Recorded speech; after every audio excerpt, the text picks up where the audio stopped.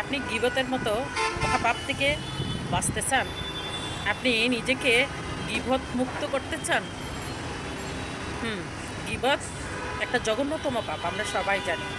গীবত করা আর আপন ভাইয়ের গোস্ত ভক্ষণ করা সমান পাপ, সমান ঘৃণিত।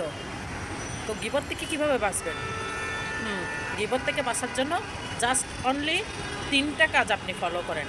নাম্বার 1 হচ্ছে, যে গীবত করে, যে ব্যক্তি আপনার সামনে অন্য কোনো ব্যক্তিরকে নিয়ে গীবত করে, সেই ব্যক্তির সঙ্গ সর্বপ্রথম ত্যাগ করুন।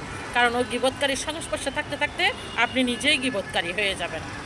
আর নাম্বার 2 হচ্ছে মোস্ট ইম্পর্ট্যান্ট, আপনি সব সময় নিজেকে পজিটিভ মাইন্ডে রাখবেন। আপনি যদি নিজে সবসময় পজিটিভ মাইন্ডে থাকেন, তাহলে আপনার মুখ দিয়ে কখনো অন্যের জন্য নেগেটিভ কিছু মন্তব্য আসবে না কিংবা গীবত আসবে না। আর নাম্বার 3 হচ্ছে, সবসময় মনে রাখবেন আপনি যা করছেন, যা বলছেন, যা কিছু আপনি করতেছেন, সব কিছু আর কেউ না দেখুক, আল্লাহ পাক দেখছেন। সুতরাং যাকে নিয়ে আপনি আলোচনা করবেন, সে না দেখলেও আল্লাহ পাক দেখবেন, আল্লাহ পাক শুনবেন। এই কথাটা আপনার মাঝে সবসময় দৃঢ় রাখবেন। তাহলে আপনার গীবত করতে গিয়েও গীবত করতে আর ইচ্ছে হবে না। আপনার মনে ওঠাই থাকবে যে যার সম্পর্কে আপনি সমালোচনা করছেন, সে না শুনলেও আল্লাহ পাক শুনতেছেন।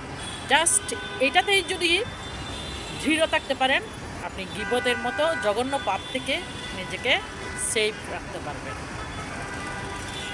আল্লাহ পাক আমাদের সকলকে বোঝার তৌফিক দান করুন।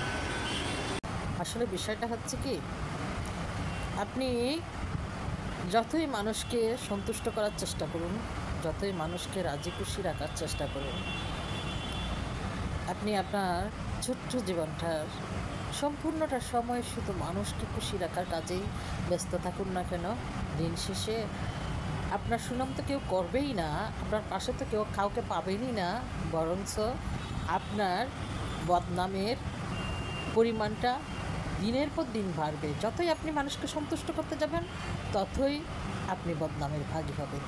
এটাই বাস্তবতা।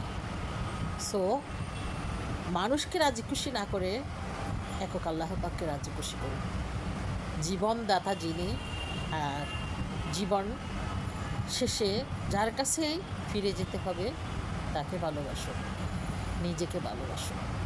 সকল কাজের শেষে একটাই কথা সবসময় মনে রাখবেন, আপনি ভালোবাসেন বা ভালো আচরণ করেন, যাই করেন না কেন, মানুষ আপনার বদনাম করবেই। সো দিন শেষে নিজেকে ভালোবাসুন, নিজেকে একটু ভালো রাখার চেষ্টা করুন। ধন্যবাদ সবাইকে, ভালো থাকবেন। শরীরটা ভালো না, সো আল্লাহ হাফিজ।